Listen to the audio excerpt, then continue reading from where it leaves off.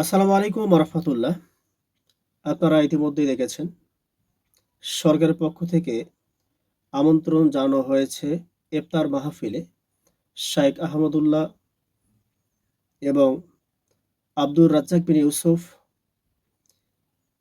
বাইতুল মোকাররমের খতিব সহ অন্যান্য বড় বড় শাইখ যারা আছেন, ওলামায়ে কেরাম যারা আছেন, তাদেরকে আমন্ত্রণ করা হয়েছে।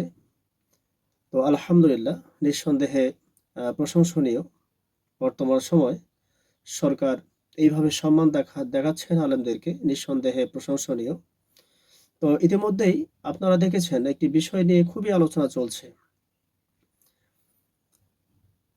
তো মাননীয় প্রধানমন্ত্রী তারেক রহমান যখন কাছে আসলেন, প্রত্যেকটা আলেমেই দাঁড়িয়েছেন। বাইতুল মোকাররমের খতিব আব্দুল মালেক হাফিজাহুল্লাহ তিনিও দাঁড়িয়েছেন। তো তার পরবর্তীতে আব্দুর রাজ্জাক বিন ইউসুফ তিনি দাঁড়াননি।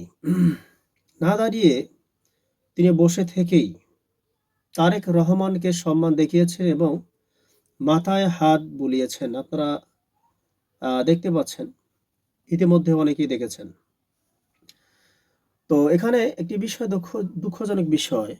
এই বিষয়টিকে অনেকেই খারাপভাবে নিচ্ছেন যে একজন প্রধানমন্ত্রী আসলেন কাছে, কিন্তু সকলে দাঁড়ালেন, কিন্তু তিনি দাঁড়ালেন না। দেখেন একটি বিষয়। তো এর মাধ্যমেই আব্দুর রাজ্জাক বিন ইউসুফ গুরুত্বপূর্ণ একটি বার্তা দিয়ে ভাইরা আমার, নবী করিম সাল্লাল্লাহু আলাইহি ওয়াসাল্লাম বিভিন্ন হাদিস থেকে সুস্পষ্টভাবে প্রমাণিত হয়, তিনি নিষেধ করেছেন যে কাউকে স্রেফ সম্মান দেখানোর জন্য দাঁড়িয়ে যাবে না। এটা অমুসলিমরা করে, তোমরা সেটা করবে না। দিয়েছেন। নিঃসন্দেহে অবশ্যই হয়তোবা যে বিষয়টি আমরা খারাপভাবে নিচ্ছি, কিন্তু এর মধ্যেও আমাদের জন্য গুরুত্বপূর্ণ কিছু বার্তা রয়েছে। আব্দুর রাজ্জাক বিন ইউসুফ তিনি বসেই সম্মান দেখিয়েছেন। এর মাধ্যমে কি বার্তা আছে, তিনি কি বুঝিয়েছেন, তো আমাদের জন্য কি শিক্ষণীয় হতে পারে, আমি আপনাদেরকে অবশ্যই বলছি। তো তার আগে যে বিষয়টি আমি বলতে চাচ্ছি, আসলে আহ, আমাদেরকে ট্রোল করার আগে, সমালোচনা করার আগে অবশ্যই আমাদেরকে যাচাই করতে হবে। তিনি দাঁড়াননি, তিনি একজন বয়োজ্যেষ্ঠ মানুষ, বাংলাদেশের একজন মেধাবী একজন আলেম। কোরআন ও সহি হাদিস ছাড়া তিনি কখনোই দিন প্রচারক যখন যখন আলোচনা করেন, দিন প্রচারের ক্ষেত্রে বাড়তি কোনো তিনি কথা বলতেন না, শুধু কোরআন হাদিস তিনি বলেন। এই বিষয়টি হানাফি আলেমের মুখ থেকেই আপনারা একটু যাচাই করলেই শুনবেন। তেনার প্রশংসা, তিনি কখনোই গল্প কেচ্ছা ইত্যাদি ইত্যাদি এইভাবে কখনো সময় নষ্ট করেন না। যতক্ষণ তিনি আলোচনা করেন ততক্ষণেই কোরআন ও হাদিস থেকে আলোচনা করার চেষ্টা করেন। তো দুঃখজনক বিষয়,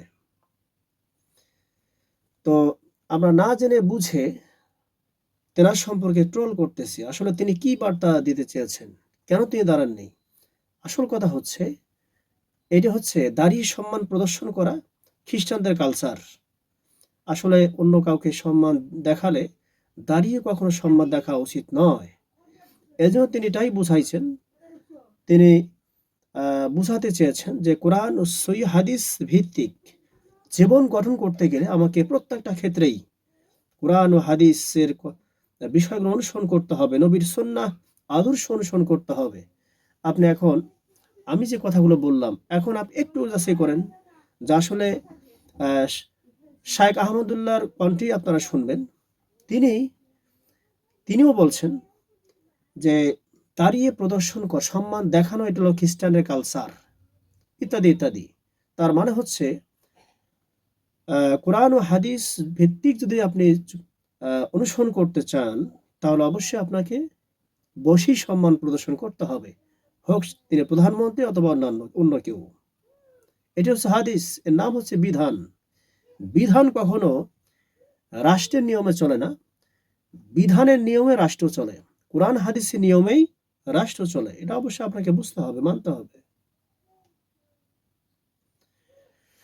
তো এই ছিল কথা। অবশ্যই আপনারা একটু যাচাই বাছাই করবেন, কখনো ট্রোল করার আগে কখনোই খারাপ মন্তব্য করবেন না। আব্দুর রাজ্জাক বিন ইউসুফ সম্পর্কে আপনি যাচাই বাছাই করবেন, তিনি কোরআন হাদিস ছাড়া কোনো কিছু বলেন কিনা, অনুসরণ করেন কিনা, এটা অবশ্যই যাচাই বাছাই করবেন। নিঃসন্দেহে এর মাধ্যমে আমরা অবশ্যই জানতে পারতেছি যে আসলে বসে সম্মান দেখানোই উচিত।